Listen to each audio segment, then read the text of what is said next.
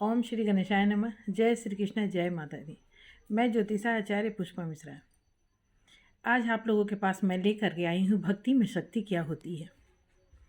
भक्ति की शक्ति आज मैं इसके ऊपर एक छोटा सा कहानी आप सबों को बताऊंगी। कुछ कीजिए चाहे मत कीजिए, भक्ति निश्चित रूप से कीजिए, क्योंकि भक्ति के अलावा कुछ भी नहीं है।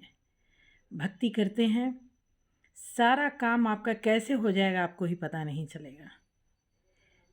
किसी और पर विश्वास मत रखिए, सिर्फ प्रभु पर और माता रानी पे विश्वास रखिए।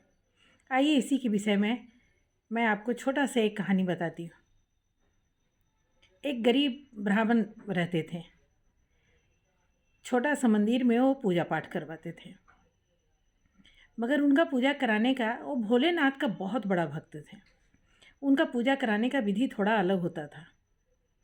वो जब पूजा कराते थे तो जब भी भोलेनाथ का पूजा कराते थे, सामने एक आसन बिछाते थे, एक चौकी पर एक आसन रखते थे और सामने एक त्रिशूल और त्रिशूल के ऊपर डमरू वो लगा देते थे। और जहाँ पर ही पूजा करते थे, आसन एक प्रभु का, उसके ऊपर फूल वगैरह रख देते थे और आसन प्रभु का एक लगाने के बाद ही पूजा करते थे।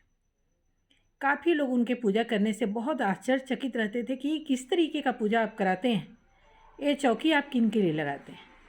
पंडित जी का एक ही का नाम था कि ये चौकी हम भोलेनाथ के लिए लगाते हैं और भोलेनाथ आकर के इसके ऊपर विराजमान होते हैं। काफ़ी लोग हंसते थे उनका बेवकूफ़ी के ऊपर कि ये कभी हो सकता है कि भोलेनाथ आते हों। ऐसे ही उनका चर्चा चलता रहा।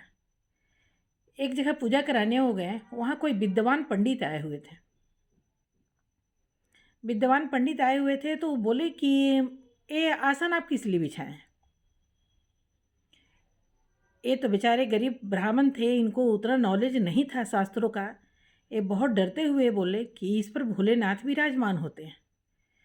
वो बोले कि इसको सिद्ध करके दिखलाइए, सिद्ध करके दिखलाइए कि भोलेनाथ इसके ऊपर विराजमान होते हैं। बेवकूफ़ी वाला बात आप जजमानों को बेवकूफ़ मत बनाया कीजिए।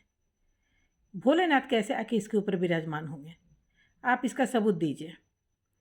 और अगर आप सबूत नहीं देते हैं तो कल आपको इस गांव से निकाल दिया जाएगा कि लोगों को आप झूठ लूट रहे हैं। पंडित जी बेचारा बहुत दुखी हुए, बहुत दुखी हुए। बोले कि ठीक है, जब ऐसा ही है तो मेरा भक्ति का आप लोग ले लीजिए परीक्षा। बोले कि हाँ, कल इसी तरीके का यहाँ पर पूजा का माहौल होगा और आप वहाँ पर हमको प्रमाण देंगे कि भोलेनाथ यहाँ पर हैं या नहीं हैं। हालांकि आपका प्रमाण गलत ही होगा, मगर फिर भी हम आपको टाइम देते हैं। पंडित जी उठे, बेचारा चौकी लेके जाने लगे तो विद्वान पंडित जो थे वो बोल दिए कि नहीं ना, चौकी लेके नहीं जाना है, इसमें हो सकता है कि आप कुछ छल कीजिएगा और वो हम नहीं देख सकते हैं, इसलिए चौकी आपको नहीं लेके जाना है। पंडित जी उठ गए, हाथ जोड़े और बोले कि ठीक है प्रभु, आप ही चौकी रख लीजिए, चौकी रख लीजिए, आप देख लीजिए, कल हम 10 बजे आएंगे। घर में बेचारा गए, अपनी पत्नी से बात किए। बोले कि बहुत धर्म संकट है, अब आज मेरा परीक्षा का घड़ी आ गया है। अगर प्रभु मेरा साथ नहीं दिए तो इस गांव से निकाल दिए जाएंगे हम, कहाँ तुमको लेके हम भटकते रहेंगे। पत्नी बोली कि अगर आप इस तरीके से बात कीजिएगा तो प्रभु पर आपको विश्वास नहीं है। अगर अभी तक प्रभु आपका साथ दिए हैं तो प्रभु पर विश्वास रखिए, कल का भी परीक्षा में प्रभु आपको दिखाएंगे और पास ही करेंगे। तो प्रभु पर विश्वास रखिए, भक्ति पर आँच मत आने दीजिए। पंडित जी पत्नी के बात को सुने और रात में सो गए। सोए क्या बेचारा, उनको नींद ही नहीं आ रहा था कि कल क्या होगा। अब तो कल मेरा अपमान होता है कि मान होता है, ये तो अब कल देखा जाएगा। कल 9 बजे, दूसरा दिन हुआ 9 बजे, सब लोग मंदिर के पास पहुँचे और भी बहुत लोगों में ये ऐलान कर दिया गया था कि पंडित जी का जिनको भी देखना है सच्चाई, वो मंदिर में आ जाए। सारे लोग मंदिर में पहुँच चुके थे। वो पंडित जी बोले कि ठीक है, आप पूजा शुरू कीजिए।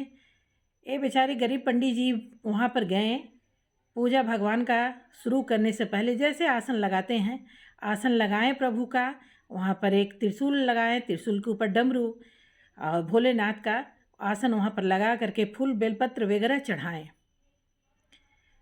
और 5 मिनट तक प्रभु का आराधना किए कि आज प्रभु मेरा लाज आप रखना है, आपको मेरा लाज, आज मेरा लाज आप रख लीजिए, और नहीं तो फिर हम क्या करेंगे प्रभु, इतना तो हमको नहीं आता है जो ये पंडित जी को आता है, इतना विधि विधान नहीं आता है, अगर कुछ है तो मेरे पास सिर्फ आपका भक्ति है, इसके अलावा हमको कुछ नहीं आता है।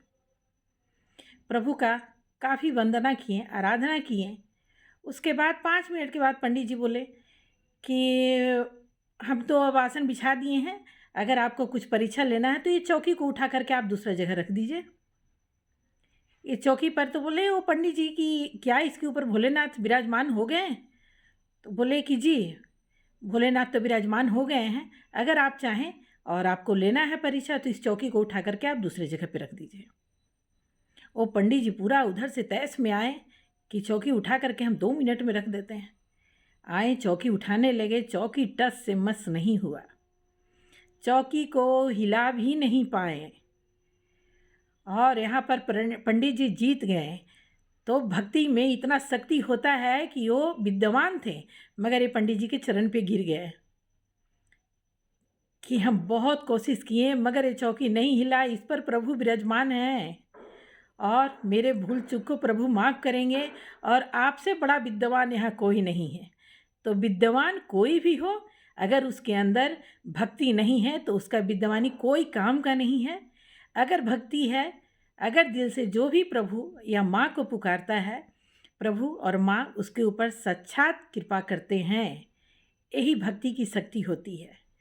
तो मैं आप सबों से यही निवेदन करूँगी कि सब भक्ति के मार्ग पे चलें और भक्ति पे रहें। हमेशा प्रभु आपका रक्षा करेंगे, माता रानी का कृपा होगा। और अगर आपको मेरा चैनल अच्छा लग रहा है तो सब्सक्राइब करना ना भूलें और हमारे साथ यूं ही बने रहें। जय माता दी।